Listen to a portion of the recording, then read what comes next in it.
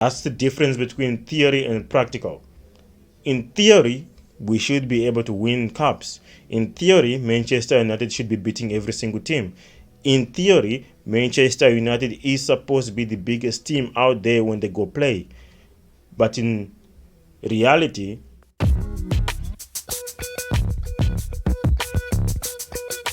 as much as this pains me as a Manchester United supporter, there is no doubt we got destroyed last week against Manchester City. We came, even though Rashford scored a crack of a goal, that was a nice goal, a beautiful goal, one touch goal. But we could have scored more. Rashford missed a golden opportunity. And that opportunity, I think we could have gone to the halftime 2-0 or 3-0 maybe, but we could not convert that. After he scored this cracker, he couldn't convert the other goals. And when you look at, and I would encourage you, I'm going to show it in the middle of this video. There was an analysis that was shown by Thiery Henry. Back three. If you stop it in and around now, what's important? You can call it crazy. If I played in that game, I would have been here. Here. If I'm here, you're going to stay like this? All the very best. But because everybody goes there because they're scared of Man City, they are. So you can stay here. But what's very important for Pep is the distance between him and him. It doesn't matter where you are. You are in jail. You just don't know about it. Look, the United team is inside the Man City team now. If you play a possession game like that in training, and you ask your team to keep the ball, they'll tell you, it's small, boss, we can't play in this, there's no space. But this is where Man City are in their comfort zone. And I give you another thing. When you play a possession game in training, there's no goal. So you can move around. And a team that's getting, I will say, popped, that's what we say, you will go, in the game that we have to defend a goal, they will never be able to run anywhere. Okay, it's a game. Same. You have to defend a goal. We all know where they're going to go. They have to go there. Everyone knows that, don't they?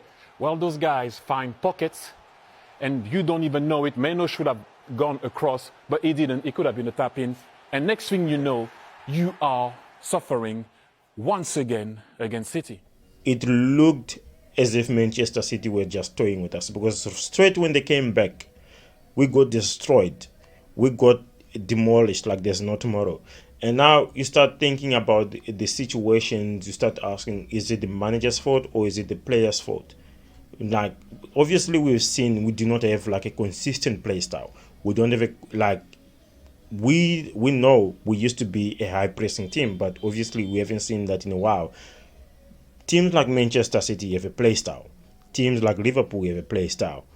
Aston Villa itself, and Aston Villa was struggling. And now we, compared to Aston Villa, we look like we are nothing as Manchester United. And Aston Villa last season, or for the past 10 seasons, they were probably always on the bottom 15 or the bottom 10.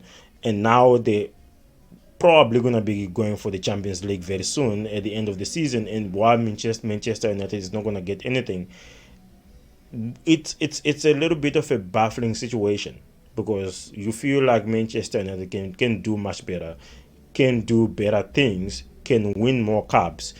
And if you look at our squad on paper, we should be able to do that. We should be able to accomplish it. But it's only on paper. That's the difference between theory and practical. In theory, we should be able to win cups. In theory, Manchester United should be beating every single team. In theory, Manchester United is supposed to be the biggest team out there when they go play. But in reality, none of that is coming true. So, in reality, we are losing to every bottom team. In reality, we're losing to every big team. In reality, we're losing to every team in the middle. In reality, we're not winning any cups. So there's a massive difference. There needs to be a shift, and I don't think firing the manager is going to help the team in any case. I don't think firing the manager is going to make us win cups in the next 10 years. He's already invested 2 seasons, 2 years at the club. I would say leave him be, let him work. Let's see what comes out at the end of next season.